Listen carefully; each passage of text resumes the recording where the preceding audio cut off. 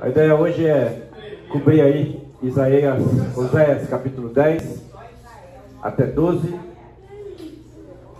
com o subtítulo aí de Tempo de buscar ao Senhor e de olhar para trás.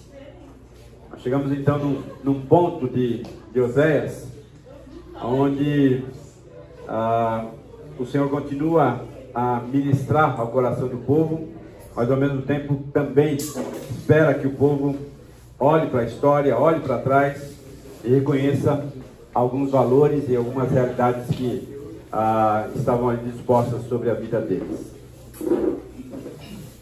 Pode abrir lá, Oséias capítulo 10, se você tiver a sua Bíblia em mãos aí. Eu vou ler o verso 1 e o verso 2. Diz assim: Israel era como uma videira viçosa, cobria-se de fruto. Quanto mais produzia, mais altares construía. Quanto mais sua terra prosperava, mais enfeitava as suas colunas sagradas. O coração deles é enganoso, e agora devem carregar sua culpa. O Senhor demolirá os seus altares e destruirá suas colunas sagradas. Se nós pegarmos esses dois versos, nós percebemos o quanto os homens são sensíveis a realidades que estão fora deles, e o quanto eles são seduzidos a essas realidades. Hoje nós estamos celebrando a Páscoa, a ressurreição do Senhor Jesus. E para a gente iniciar a nossa aula aqui, eu escrevi aqui no quadro, talvez você não consiga enxergar ali, mas se você tivesse que completar essa frase, como é que você a completaria? Se não fora o Senhor,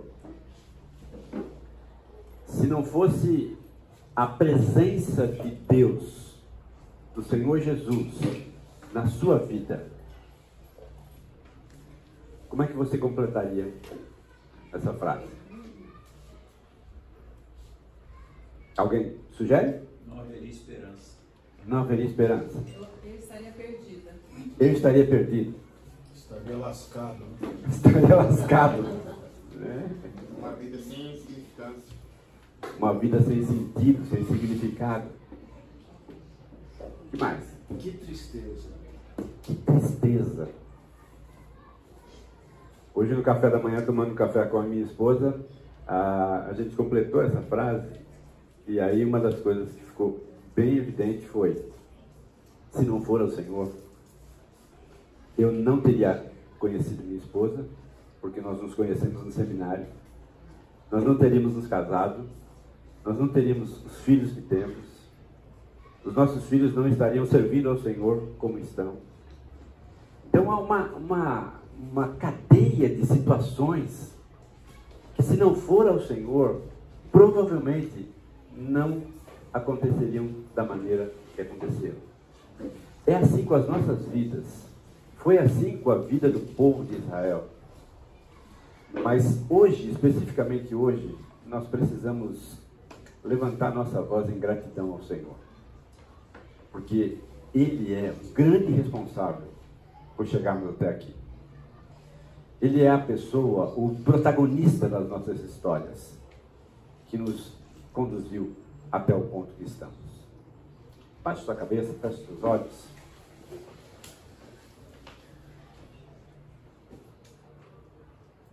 Senhor, que privilégio que nós temos.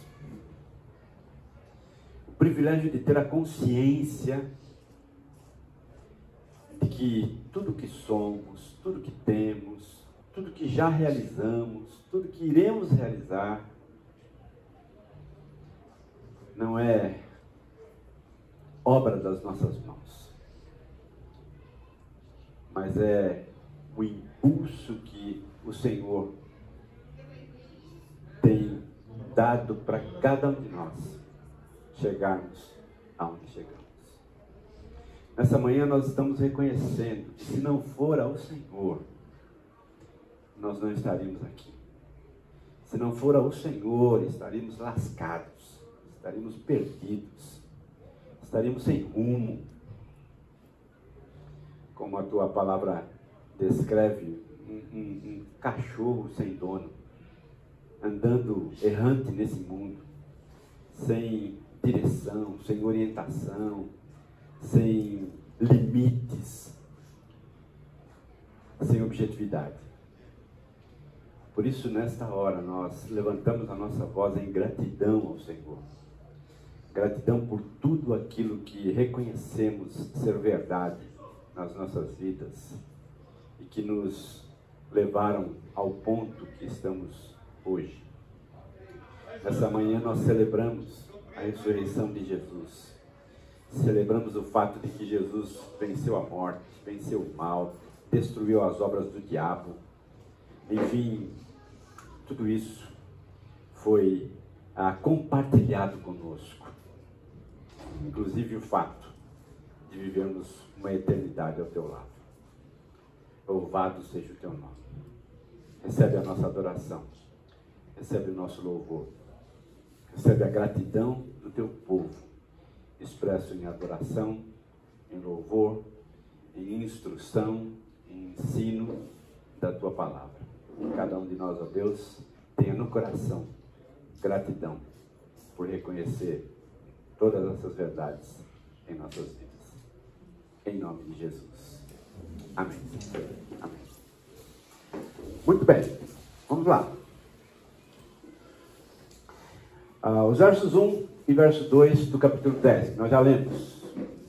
A gente percebe então claramente que havia uma colheita abundante, cheia de frutos, havia prosperidade financeira, mas apesar disso, quando o texto coloca que quanto mais eles prosperavam, mais era viçosa a sua colheita, quanto mais eles produziam fruto, mais eles enfeitavam as suas colunas sagradas. Eles multiplicavam os seus altares de adoração a Baal. Apesar da prosperidade, o culto era promíscuo, a sofisticação do culto era uma verdade e a revelação do coração do povo. Versículo 2 diz assim: o coração deles era enganoso. Eles estavam equivocados, eles estavam enganados a respeito daquilo que o Senhor mesmo era o promotor da prosperidade do povo. Se nós percebemos isso na nossa atualidade, nós podemos claramente perceber que existem várias comunidades que estão adorando o Senhor nesse instante. Mas muitas dessas comunidades são prósperas, mas têm um culto tão sofisticado e tão humanizado ao ponto de revelar de fato quem é o que está entronizando no coração das pessoas, que provavelmente não é o Senhor, mas é um culto a eles mesmos, aos homens, à humanidade em si. Isso naturalmente é contrário àquilo que Deus espera de cada um de nós. O verso 1 então traz uma acusação, ou algumas acusações, e o julgamento estabelecido para essas realidades. O verso 1 nós já lemos. Deixa eu ler só o verso 2b e o 3. Tá? O 2b diz assim: o Senhor demolirá os seus altares e destruirá suas colunas sagradas, como julgamento deste posicionamento do povo. Versículo 3: eles dirão: não temos nenhum rei, porque não reverenciamos o Senhor, mas mesmo que tivéssemos um rei, o que ele poderia fazer por nós? Um julgamento direcionado ao povo. Mais uma acusação, versículo 4. Eles fazem muitas promessas, fazem juramentos, acordos falsos. Por isso, brotam as demandas como ervas venenosas num campo arado. Acusação contra o povo. Versos de 5 a 8, o julgamento estabelecido ali. O povo que mora em Samaria teme pelo ídolo em forma de bezerro de Bet-Avém. Seu povo pranteará por ele, como também os seus sacerdotes idólatras, que se regozijavam por seu esplendor, porque foi tirado deles e levado para o exílio. Sim, até ele será levado para a Assíria, como tributo para o grande rei. Efraim sofrerá humilhação e Israel será envergonhado por causa do seu ídolo de madeira. Samaria, seu rei, serão arrastados como um graveto nas águas. Os altares da impiedade, que foram os pecados de Israel, serão destruídos. Espinhos e ervas daninhas crescerão e cobrirá os seus altares.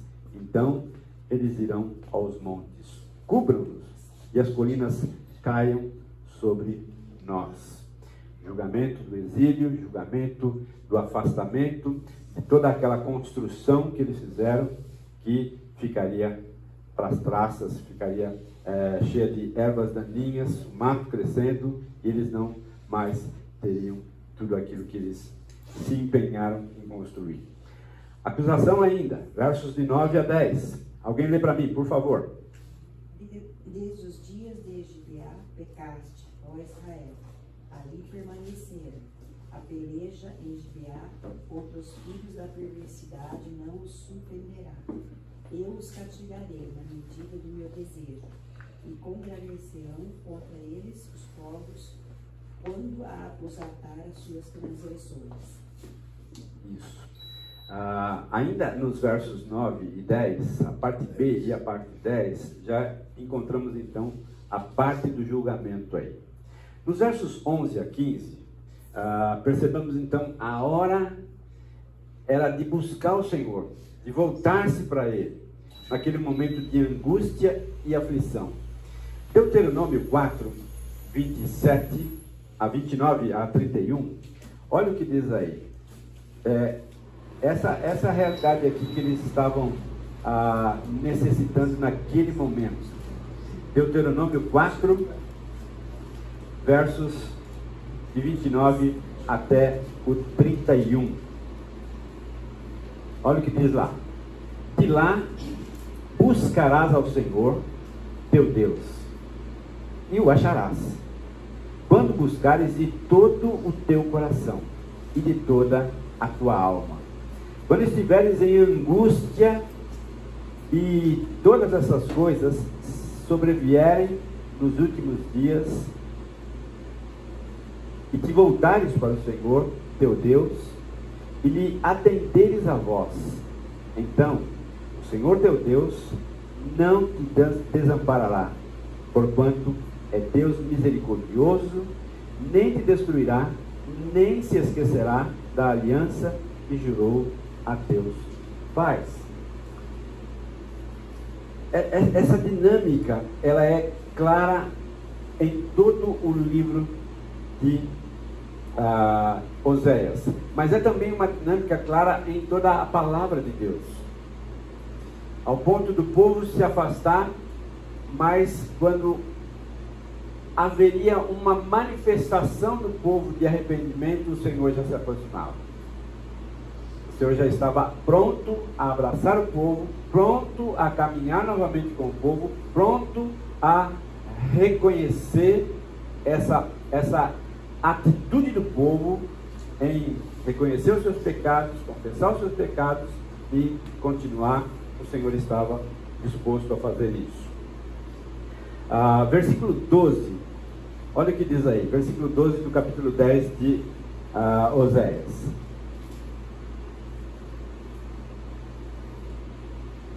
semeiem a retidão para si, colham o fruto da lealdade e façam sulcos no seu solo, não arado, pois é hora de buscar o Senhor até que Ele venha e faça chover justiça sobre vocês. Ou seja, essa postura do povo de buscar o Senhor fazia com que o Senhor fizesse chover justiça sobre a vida do povo. O Senhor era a garantia da colheita e da justiça. Bastava que o povo se voltasse para Ele com sinceridade e arrependimento. E essa é talvez a marca maior da nossa caminhada com Deus. Cada desvio, cada pecado cometido, mas ao mesmo tempo, cada postura de arrependimento, cada postura de sinceridade e concordância que Deus está certo e eu estou errado, o Senhor então está disposto a caminhar comigo e a me levar adiante. Olha que interessante aqui. Há uma dinâmica perversa aqui e infalível quando ele coloca araste e colheste. Israel havia selado o seu destino de destruição, tendo como base prosperidade, independência e idolatria. A própria nação de Israel havia selado isso. E se nós levarmos uma compreensão com o casamento de Oséias com Gomer, nós percebemos que Gomer selou o seu destino. Quando foi não reconhecendo a prosperidade, quando teve uma atitude de independência e de idolatria com a sua atitude de idolatria e de busca de outros homens na vida dela. A deslealdade dos reis e do povo foi também manifesta ao longo do texto. A obstinação em uma ilusória e arrogante autossuficiência, dos versos 9 até o verso 15. Quando a gente olha esse quadro, fica evidente para todos nós que essa dinâmica, ela faz parte da nossa própria vida. Essa dinâmica, ela se instala também na minha e na sua vida. Mas só que a instalação dessas realidades não é instantânea.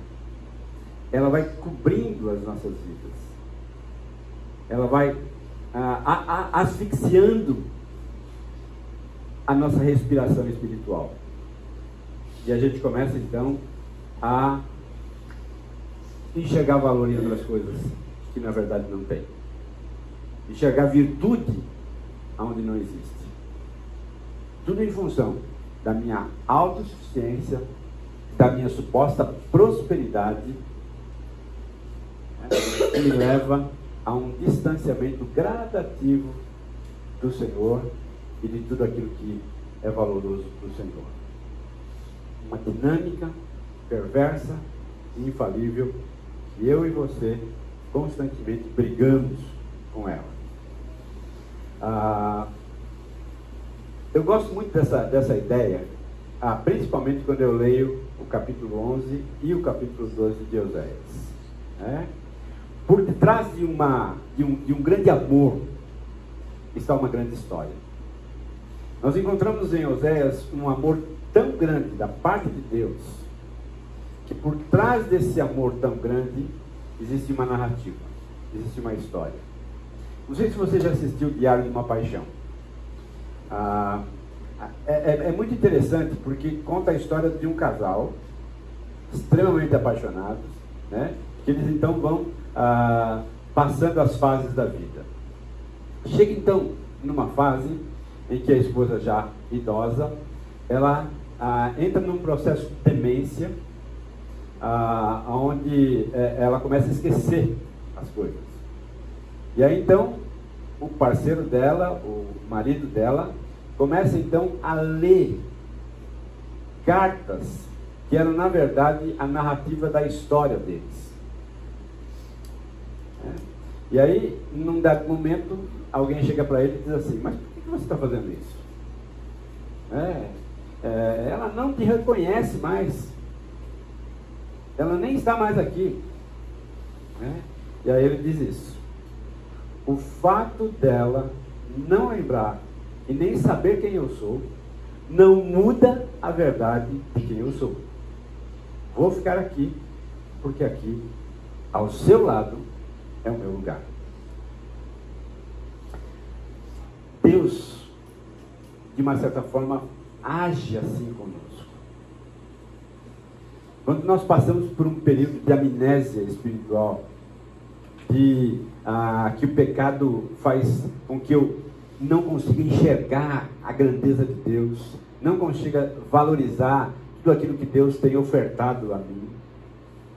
Eu entro então nesse processo de Alzheimer espiritual, de esquecer-se de Deus. Deus diz: vou ficar aqui, vou ficar aqui, vou ficar aqui do seu lado. Não importa se você não está me reconhecendo mais, não importa se você não está me valorizando mais, não importa se você não está nem aí comigo, eu estou aí com você, eu estou ao seu lado. Não importa se você me valoriza ou não, porque um dia eu fiz uma aliança com você. Essa é a realidade. A nação de Israel deu as costas para Deus. Gomer deu as costas para Oséias. Viveu a sua vida na promiscuidade, na independência, na autossuficiência, no pecado. Deus não saiu do lugar, nem 1 milímetro. E é por isso então que no começo do texto a gente encontra Deus constantemente dizendo para Oséias: vai lá, vai lá, vai lá. Se mostra. Embora o pecado obstrua a nossa mentalidade, nossa capacidade de percepção, o Senhor continua ao nosso lado, continua conosco, continua disposto a nos abençoar, disposto a caminhar conosco, disposto a nos ajudar, disposto a estender as mãos sobre a minha vida. Essa é a realidade do nosso Deus. Esse é o grande amor que é o tema do livro de Oséias. Capítulo 11 aí, a gente vê o propósito de Deus após a merecida punição e a restauração amorosa. Deus tinha um objetivo. Ele iria castigar o povo, ele ia disciplinar o povo, porque o povo merecia essa punição em virtude do seu pecado. Mas o objetivo não era apenas maltratar o povo, não era apenas punir o povo por punir, mas era restaurar de forma amorosa o povo.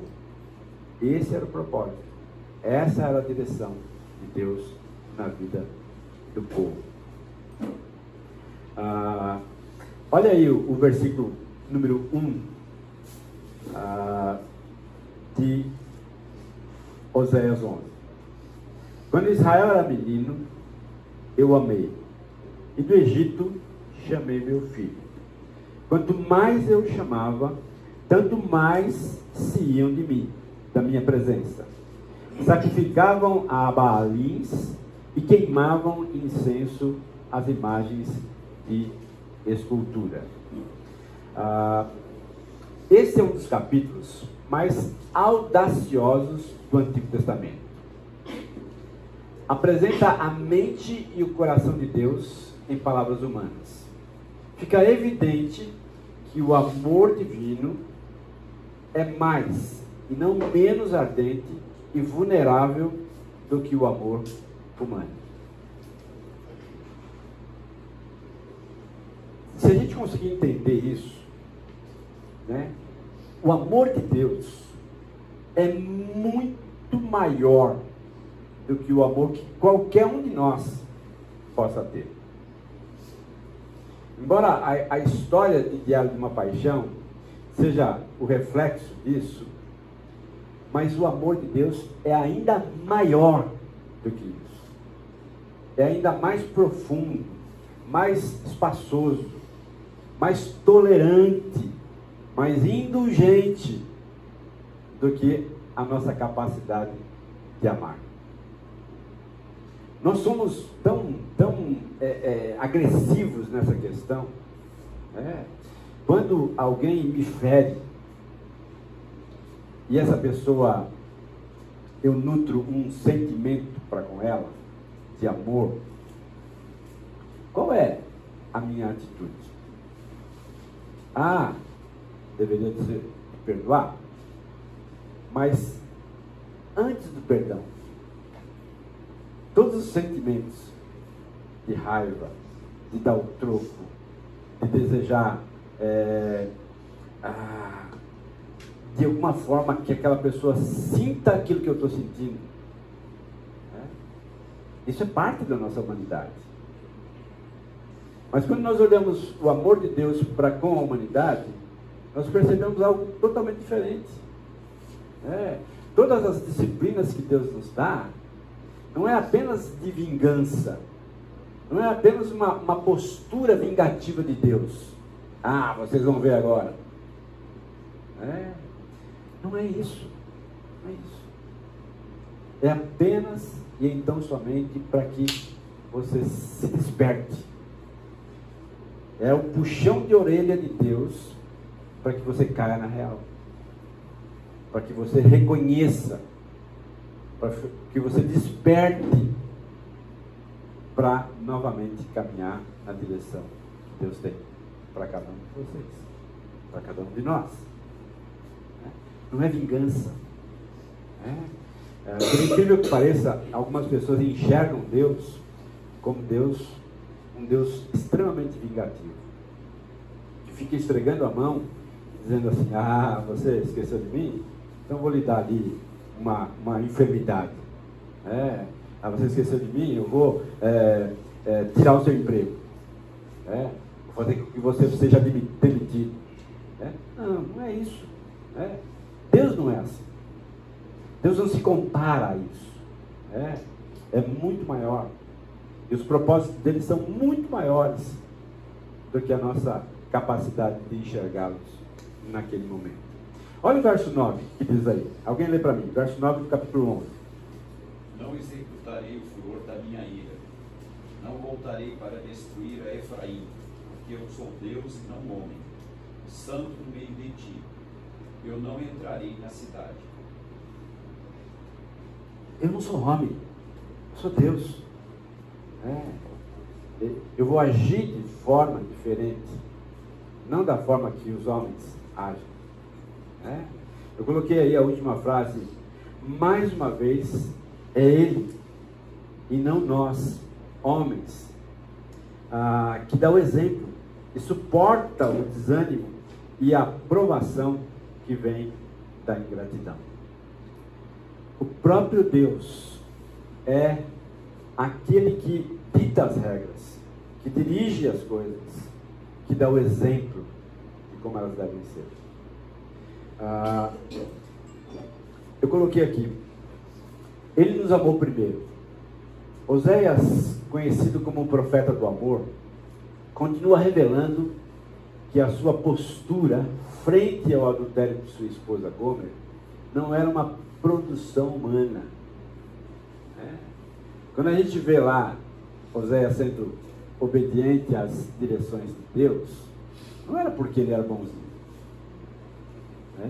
não era porque ele era tolerante, não era porque ele era amável, não, mas porque havia um constrangimento da parte de Deus para que ele então obedecesse às diretrizes e orientações de Deus para a sua vida. Não era dele, não era do próprio coração, mas do próprio Deus. Mas vinha de um exemplo maior, superior a ele mesmo. Trata-se da maneira como o próprio Deus age frente à rebeldia de seu povo. E aí eu coloquei lá 1 João 4,19, Ele nos amou primeiro. É por isso que eu e você podemos amar. É por isso que eu e você podemos ter a capacidade de perdoar. A capacidade de, mesmo fustigado, mesmo confrontado com o mal, eu posso então reverter isso, porque Ele me amou primeiro, eu posso amar aos outros.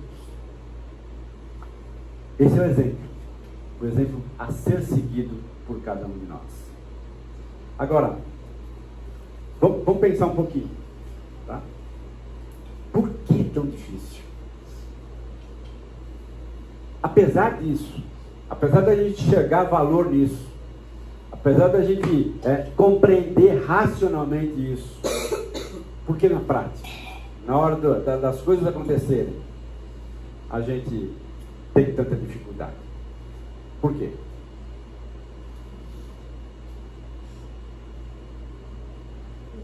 É a carne brigando com o espírito. É que essa luta quase que eterna, eterna, porque depois do eterno vai ser outra coisa, né? E isso é tão interessante. Depois da atração do mundo, né? A gente tem que entender que é um dia de cada vez. Não é porque eu venci ontem que eu vou vencer hoje. É um dia de cada vez. A pergunta é, o que é natural, né? O natural é o quê? É uma postura totalmente diferente dessa. Porque isso é o natural da nossa própria carne. Mas lembra, quando você aceitou a Cristo, as coisas antigas já passaram, eis que tudo se fez novo, somos novas criaturas. Então, o que era natural nesse plano, já não é mais natural nesse outro plano. O que era natural para o homem natural, não é natural para o homem espiritual. Por isso que muitas vezes nós achamos tão comum, tão natural essa postura, mas na verdade ela é natural dentro dessa outra realidade aqui sem Cristo. É esperado que isso aconteça, mas com Cristo é diferente. Os valores mudam, a dinâmica muda, as posturas, o raciocínio precisa mudar. É por isso que arrependimento significa uma mudança de mentalidade, de novos processos de raciocínio, que eu então começo a andar, a direcionar. Ocorre que nós nos convertemos, e ao invés de nós nos empenharmos num discipulado, nos empenharmos em mudar toda essa dinâmica que vinha nos acompanhando, nós apenas então somente passamos por aquele advento tão significativo da conversão, mas nos esquecemos que, como é que diz aqui, no versículo 1 do capítulo 11, Israel era menino, menino, uma criança. A continuação do texto dá a ideia, a compreensão de que Israel, no primeiro momento era um menino, depois se torna um adolescente. E aí, essa prática da adolescência, da rebeldia, começa então a se instalar. Mas lembra, não precisa ser assim. Não deve ser assim. Porque uma coisa é um homem sem Deus, outra coisa é um homem com Deus. São outros padrões, são outras realidades. Pois não. Acho que a mesma coisa que o povo pensava na aliança que eles tinham com Deus, e aí podia fazer qualquer coisa, porque eles já eram da aliança. Nós, hoje, como cristãos e crentes, pensamos que um dia salvo, sempre salvo, podemos viver as mesmas coisas, as mesmas regras que nós mesmos queremos viver. Então, nós não estamos garantidos?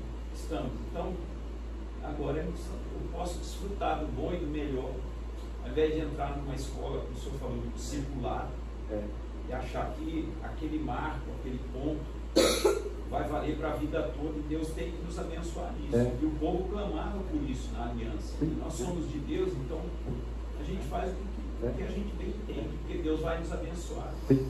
Percebe, irmãos, que esse raciocínio não é deste lado, é desse lado.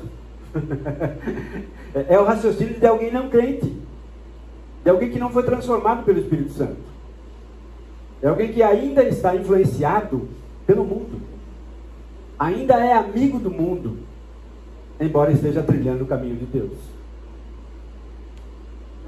É essa luta que constantemente nós temos, a luta do Espírito contra a carne, que o apóstolo Paulo tanto descreve em Gálatas capítulo 5.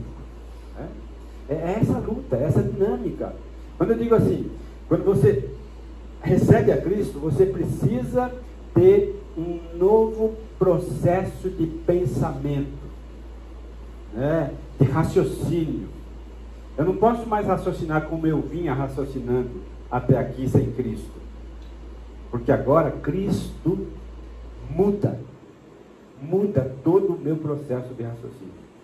Eu preciso então agir a partir disso, a partir dessa realidade. Então, desqualificar, né? E aí que é o problema, né? E o quanto difícil isso é. A pessoa, ela vai para o outro lado, porém, ela tem os seus capilares, né? Que liga ao natural, ou seja, envolvendo tudo, né? Sim. E sempre ela vem, né? Tem aquela conexão que vem e bate, e ele olha de novo para lá. E talvez o mais significativo disso seja o entendimento de que eu não posso, eu não sou capaz. Abro mão das minhas capacidades para que Deus encha a minha mão de capacidade. Eu abro mão daquilo que eu acho que eu posso e digo não posso, e Deus preenche com essa verdade. O que o apóstolo Paulo diz em 1 Coríntios? Em 2 Coríntios, quando eu sou fraco, aí é que eu sou forte. Porque o poder de Deus se aperfeiçoa aonde? Na minha fraqueza. No meu entendimento que eu não posso. Quando eu me rendo, Deus então me dá a capacidade que eu preciso para lidar com as situações. Só que a gente resiste a isso. A gente ainda acha que pode. E é essa resistência que nós vemos na história de Israel. Constantemente Israel começa a prosperar, acha que pode. Que pode caminhar sozinho. Aí dá 2, 3 passos e cai nas mãos do inimigo.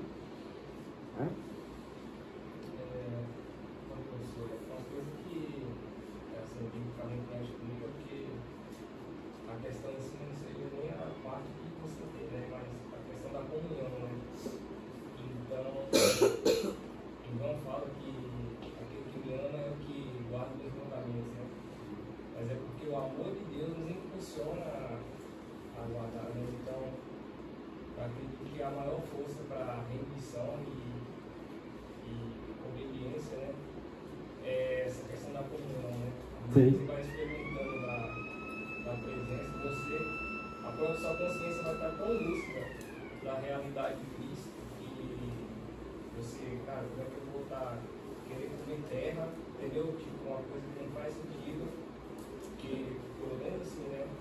Vejo que biblicamente a minha própria herança é o próprio Deus. É o desfrutar da comunhão com Ele, né? Que é voltar ao padrão do Éden.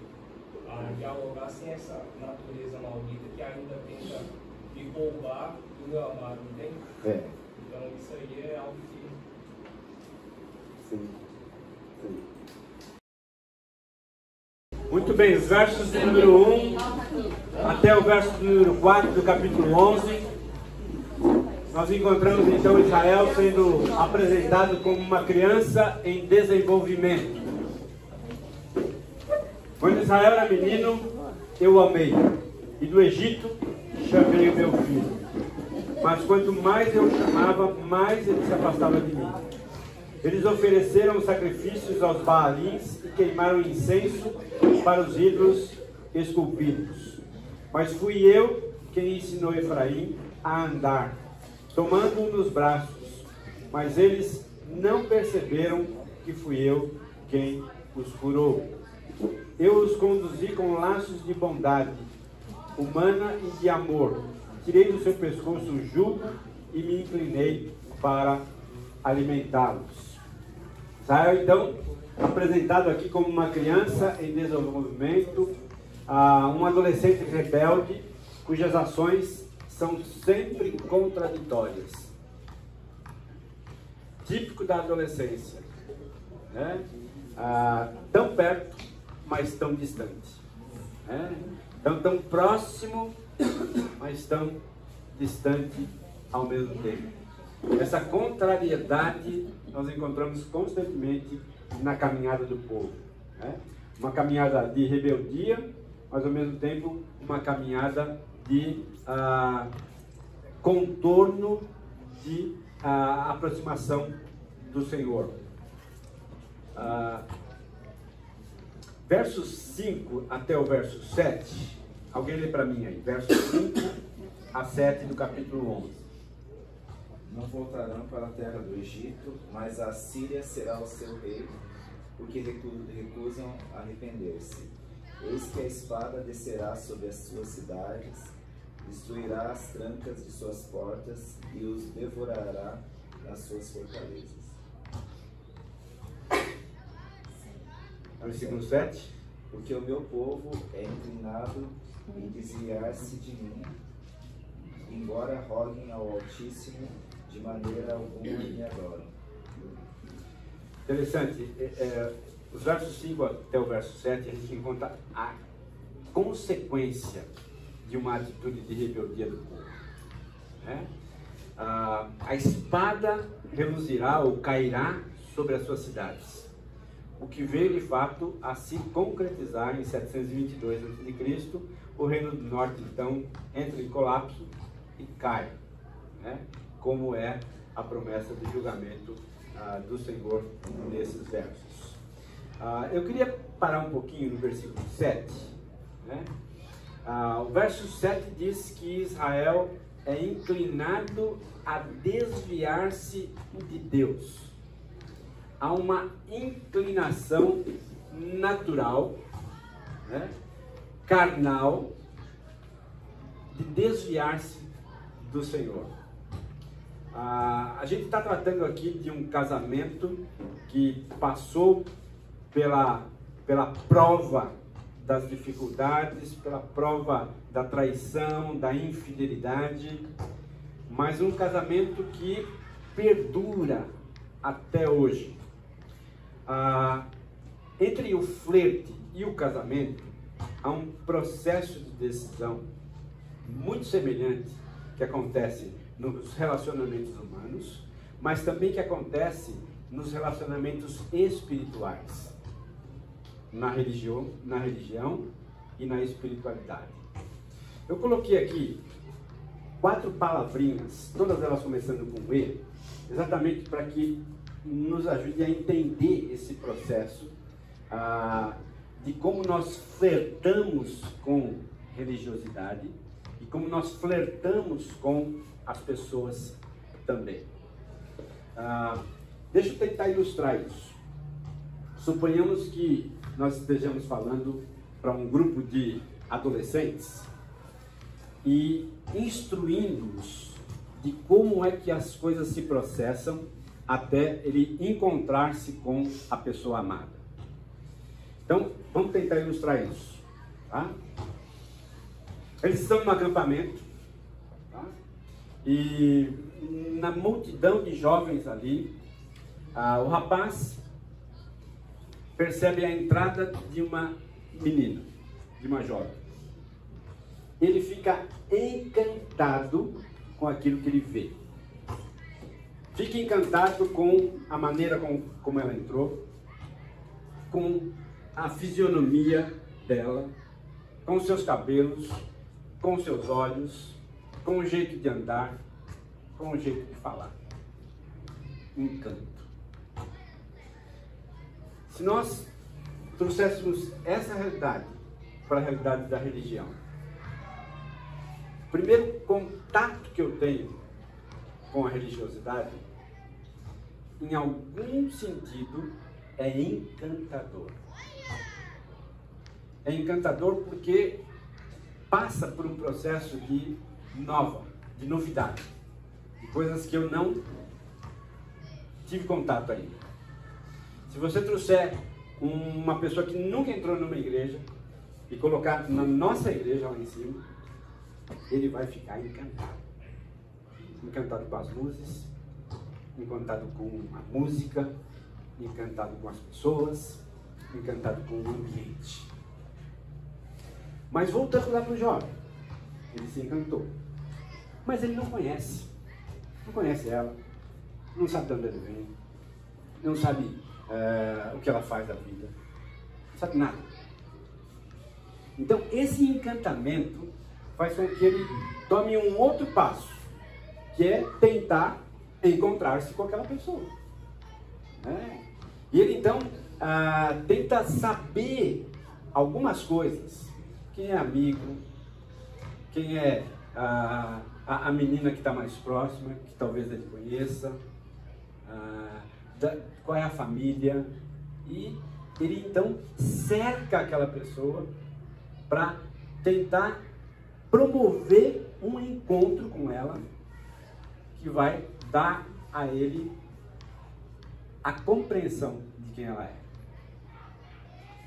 Voltando para a religião, todo aquele encantamento do culto leva a pessoa a um outro passo, a encontrar-se com alguém que está dentro, para que ele possa me nutrir de informações relevantes que eu preciso para saber se aquele encanto inicial de fato vai perdurar ou não.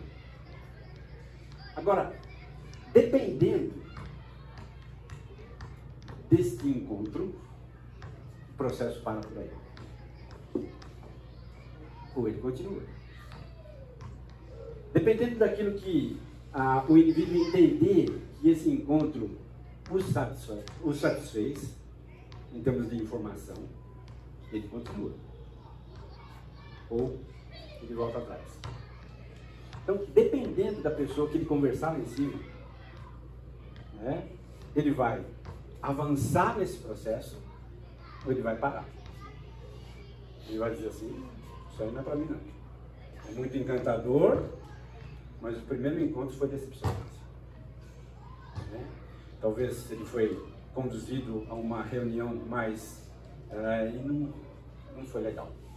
Alguma coisa aconteceu que não foi legal. Aí ele para. Né? Mas suponhamos que continuou. Tá? Esse encontro foi satisfatório. Esse encontro foi animador. Né? Que o encanto então trouxe o encontro. Agora o encontro me leva a um terceiro passo, que é o entendimento. Tá? Esse entendimento ele é fundamental para que o processo continue. Eu já me encantei com tudo. Tá? Eu já promovi um encontro e fiz esse encontro. Tá? E as coisas casaram. Agora então eu quero dar um próximo passo, que é entender aquela pessoa. Entender quais são os sonhos dela. Quais são as expectativas dela. Quais são os desejos dela. O que ela de fato quer da vida. Se de alguma forma eu posso me incluir nisso ou não. Ao passo que na religiosidade também isso acontece. Né? Eu me encantei, eu me encontrei, opa, legal, tá? Eu vou me entender então. Eu começo então a procurar entendimento. Quais são os livros que vocês leem? Né? Por que vocês fazem assim? Por que vocês agem assim? Por que vocês não fazem isso? Por que vocês se comportam dessa maneira? Por que nas suas reuniões de coinonia vocês agem assim? Vocês dão risada, vocês são alegres. Parece que é um ambiente de paz. Isso então abre portas. Né? Abre portas para quê? Para esse efetivo entrosamento. Né? Aí então eu me entroso. Aí então eu estou envolvido. Aí então eu começo a caminhar junto. Tá? A mesma realidade acontece com o jovem lá. Né? Ele se encantou, ele se encontrou, ele se entendeu e ele então parte para o entrosamento. Talvez um namoro, talvez um noivado, talvez um casamento. Né? Eu coloquei dois corações aqui, pensando no relacionamento humano e no relacionamento também espiritual. E uma seta transpassando tudo isso. Porque, no meu entendimento, é exatamente isso que acontece conosco. Nós passamos por esse processo. Nós passamos por esse processo e fomos vencendo cada etapa dessa. Até chegar ao ponto que estamos hoje. Entrosados com a comunidade. Ao passo que o povo de Israel tinha o seu coração inclinado a desviar-se do Senhor, o nosso coração também é inclinado a nos desviar do Senhor. Mas o que precisamos cuidar? Nesse processo, eu preciso entender que não sou eu o protagonista.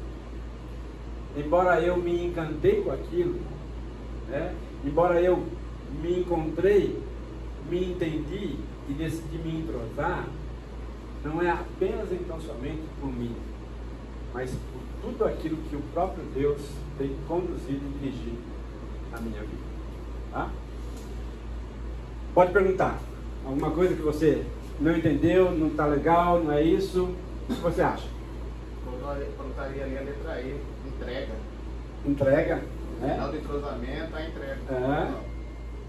Legal. Isso na vida cristã, a segurança da salvação, aliado à imaturidade, faz com que a gente pare por aqui, ou não relaxe. Eu não tenho como um casamento. Eu me encantei, encontrei, casei. Agora ela é minha. E não que eu vá virar um monstro, mas eu não alimento essa relação, esse amor. E assim com Deus também, porque eu já estou salvo. Pisei na bola, mas tudo bem, peço perdão, então vira uma mecânica na nossa vida.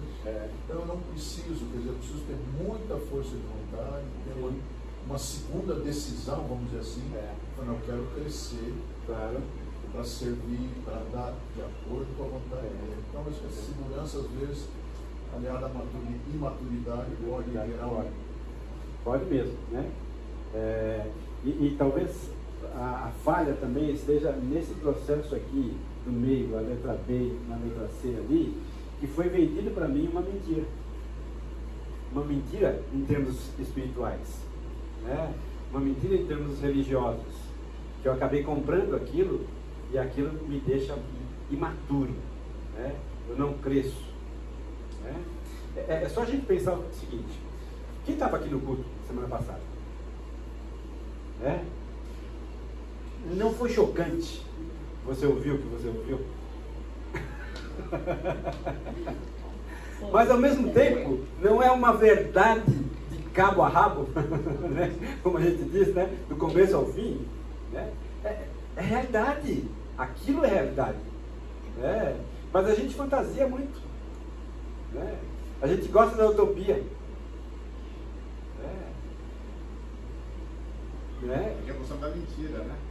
Você faz a mentira. Né? Irmão, por favor. Eu creio que esse negócio do amor é colocado de uma forma muito intensa. O amor de Deus, ele realmente sobrepuja qualquer entendimento, etc. Sim.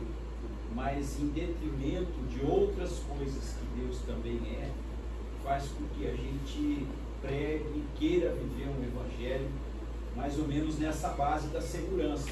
Sim. Porque eu estou coberto pelo amor de Deus. É. E aí a gente entende que o amor de Deus, ele não vai avançar no sentido de nos colocar como um pai, né, dentro da linha da família. O herdeiro, para ser herdeiro, o pai treina o filho, o pai instrui o filho, etc. Então a salvação é a base, é uma fase, né, do crescimento. Ela não é tudo. Ela é tudo para, assim, se não tiver mais outra opção, morrer no dia seguinte, ela é efetiva, né, como o ladrão da cruz. Sim. Mas o fato é que nós estamos dourando, creio eu, que o evangelho tem sido muito dourado, né, nessa pílula, olhando muito de um lado só e esquecendo as outras coisas que Deus exige da caminhada cristã. Aí a gente fica imaturo, a gente fica improdutivo, a gente instrui errado, né, instrui com um lado só, não fala sobre a justiça, sobre outras coisas que Deus exige igualmente, e talvez sejam tão mais relevantes do que entrar nessa esfera só do amor, dessa paixão humana e ficar nessa ilusão de que Deus não vai nem nos condenar por nada que nós fizemos, porque Ele nos ama tanto que o inferno nem existe mais. Esse processo de desenvolver a nossa salvação, né, com temor e tremor, né, a gente não pode esquecer que isso faz parte da maturidade que eu vou adquirindo ao longo da minha caminhada com Deus. Né? Muito bem, mais alguém quer dar uma colocação? Por favor. Só aproveitar o comentário do seu lado aqui, é porque esse amor humano aí, né? Então, como a pastora me falou, que o pai disciplina seu filho, né? Então, a nossa autoria desse amor de Deus, que não é um amor doutrinal, né? Isso não é bíblico, né? Mas só para resumir essa questão, assim, biblicamente, eu fui predestinado a ser conforme a imagem de Jesus. Esse é o meu destino. A Bíblia fala isso. Então esse é o meu alvo, independente do sofrimento de qualquer coisa. Então todo o propósito de Deus de me colocar na família, de ter comunhão comigo, é ser conforme a imagem do seu filho. Então, assim, não tem margem para viver uma vida fora dos padrões dele, porque eu fui criado para isso. Joia. Vamos lá, gente, para terminar aqui. Versos 8 e 9. Uma determinação sincera da parte de Deus. 8 e 9 do capítulo 11. Como posso desistir de você, Efraim? Como posso entregá-lo nas mãos de outros, Israel? Como posso tratá-lo como tratei Admã? Como posso fazer com você o que fiz com Zeboim? Meu coração está enternecido, despertou-se toda a minha compaixão. Versículo 9: não executarei a minha ira impetuosa, não tornarei a destruir Efraim, pois sou Deus, um homem santo no meio de vocês, não virei com ira. Ele menciona aí duas cidades, Admã e Zeboim. São cidades que foram destruídas pela destruição de Sodoma e Gomorra. Elas estavam ali na periferia, mas que foram também afetadas por aquela realidade da destruição das duas cidades. Deus revela então que não trataria Israel como tratou essas cidades, motivado por sua compaixão e graça, a evidência de um amor desinteressado de Deus para com o povo. Versos 10 até o verso 12. Alguém lê para nós? Eles seguirão o Senhor, ele rugirá como um leão. Quando ele rugir, os seus filhos virão tremendo desde o ocidente. Virão voando do Egito como aves, da Síria como pombas. Eu os estabelecerei em seus lares. Palavra do Senhor. Interessante, né? Ele rugirá como um leão e eles vão voltar.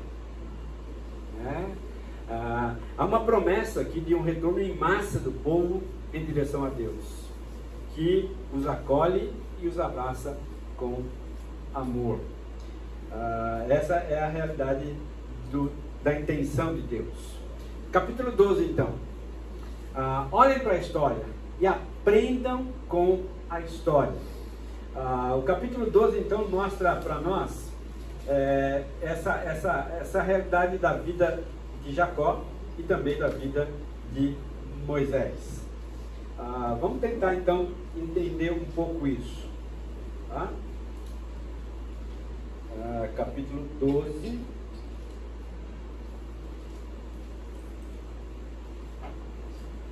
O professor Carlos Oswaldo, naquele material chamado Foco em Desenvolvimento, ele diz assim: as falhas históricas de Israel proporcionam um comentário vergonhoso sobre sua situação presente e uma poderosa motivação para o arrependimento à luz das promessas divinas de restauração.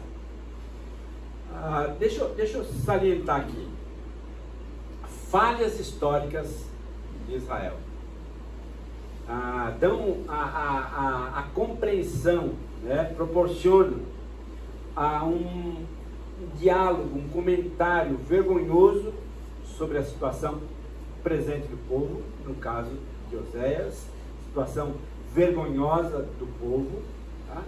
Mas ao mesmo tempo gera uma motivação para o arrependimento à luz das promessas de restauração do próprio Deus. Tá? Então vamos lá. Versículo 1 do capítulo 12. Efraim alimenta-se de vento, corre atrás do vento oriental, o dia inteiro, e multiplica mentiras e violência, faz tratados com a Assíria e manda azeite para o Egito.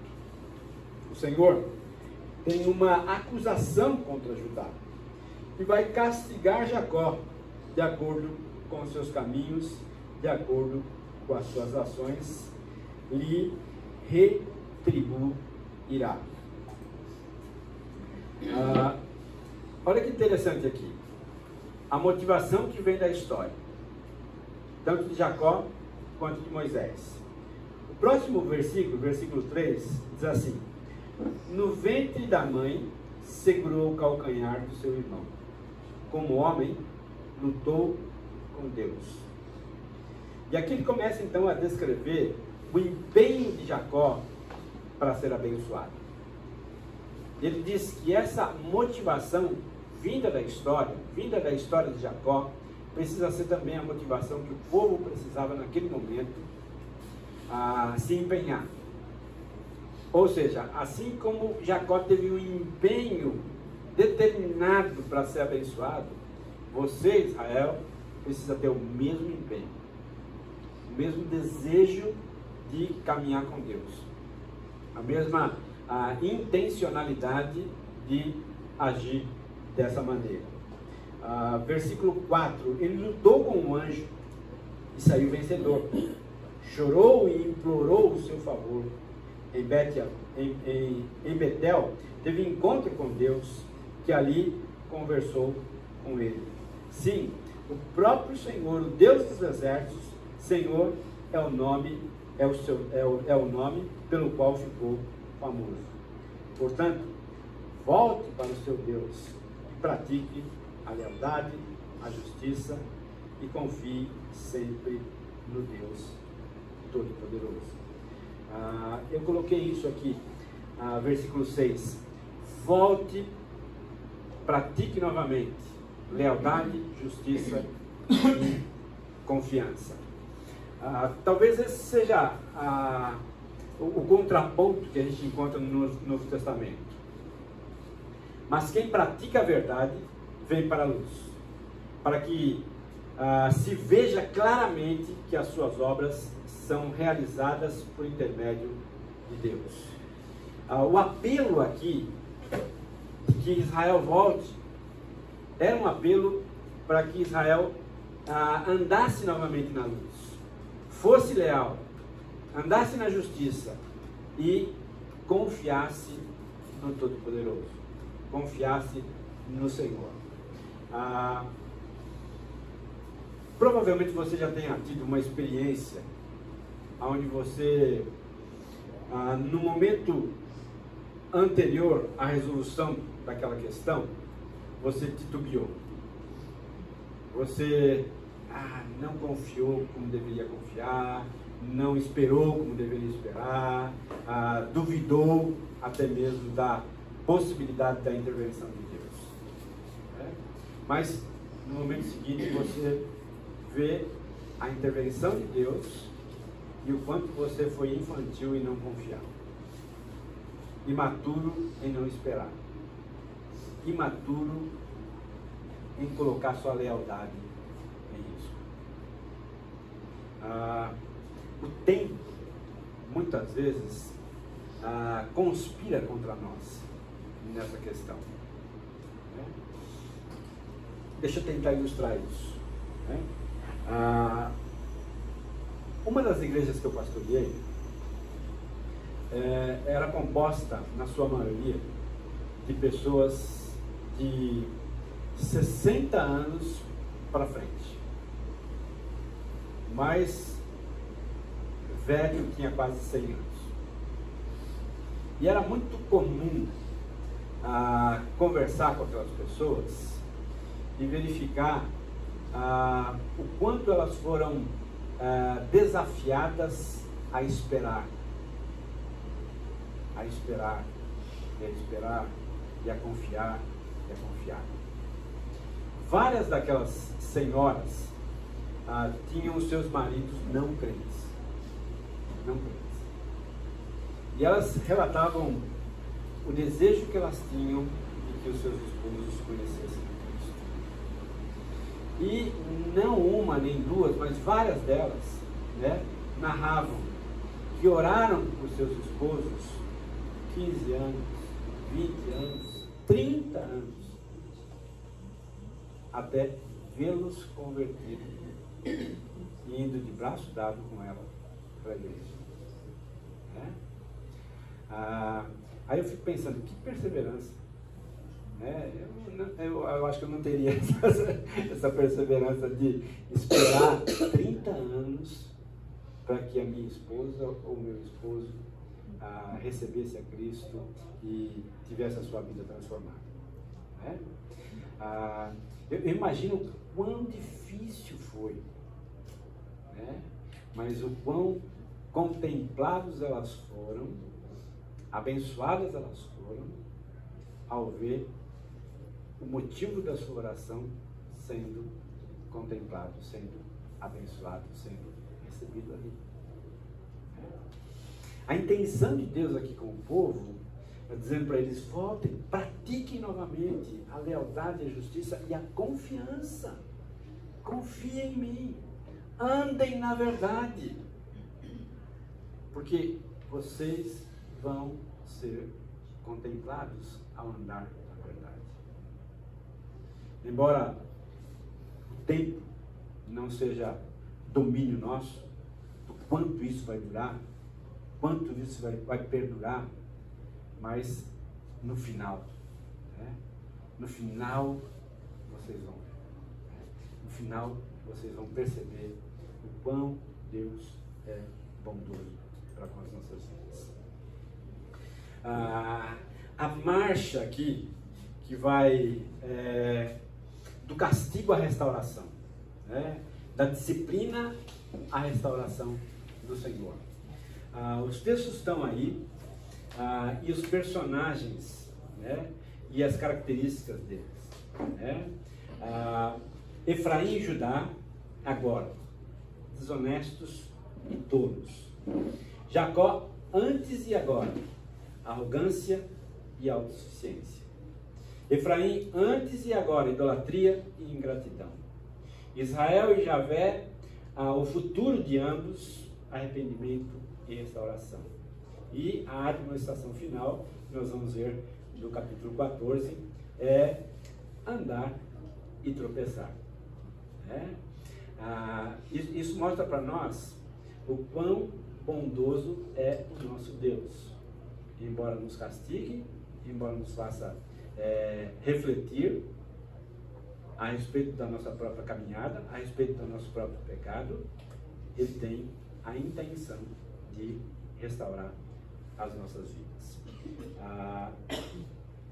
Eu coloquei aqui, na questão de Moisés, um profeta é o modo de Deus falar ao seu povo no passado e também no presente. Se a gente continuar a leitura, versículo 7, como os descendentes de Canaã, comerciantes que usam balanças desonestas e gostam muito de extorquir, Efraim orgulha-se e exclama: como fiquei rico e abastado. Em todos os trabalhos que realizei, não encontrarão em mim nenhum crime ou pecado, mas eu sou o Senhor, o seu Deus. Desde a terra do Egito, farei vocês voltarem a morar em tendas, como no dia de suas festas fixas. Eu mesmo falava aos profetas e dava-lhes muitas visões, e por meio deles falava em parábolas. Como Gileade é ímpia, seu povo não vale nada. Eles sacrificam bois em Gilgal, mas os seus altares são como montes de pedra num campo arado.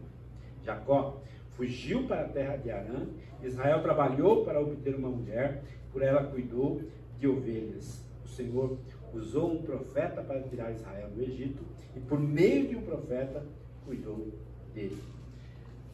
Essa é a dinâmica de Deus, o modo de Deus agir com o povo.